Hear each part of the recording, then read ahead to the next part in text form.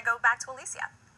All right, Hannah, well, before we wrap things up here, here's a pretty cool story. Just because you stand 18 feet tall doesn't mean you don't need some support. Scientists now believe giraffes display intricate social behaviors. Until now, the tallest land animal was thought to be rather aloof, forming no lasting bonds. But new research published in the journal Mammal Review suggests female giraffes form long relationships with one another and even care for each other's young.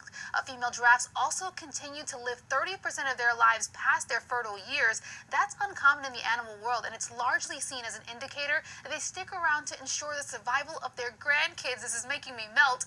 Male giraffes, though, on the other hand, appear to be as aloof as originally thought, and only forming bonds with their mothers. Giraffes are listed as vulnerable by the International Union for Conservation of Nature. Their numbers have declined by 40% since 1985.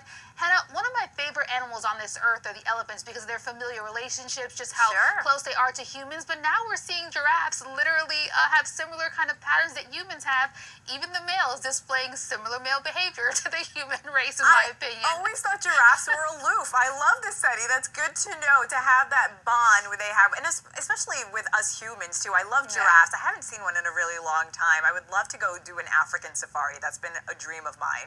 Fun fact, one of our producer Tracy was just messaging me in between the show, and she's terrified of giraffes because of their sheer size. But the familiar relationships, I think, kind of warm you up a little bit. Like taking care of their grandbabies. Have we ever really seen that in the animal world? No. That is just fascinating. Trace, I might get you a giraffe stuffed animal. All right. That's going to do it for today's episode of Cheddar Innovates, brought to you by CuriosityStream. And of course, we'll be back next Thursday, 11:30 a.m. So stay with us, though. For right now, more Cheddar coming up next.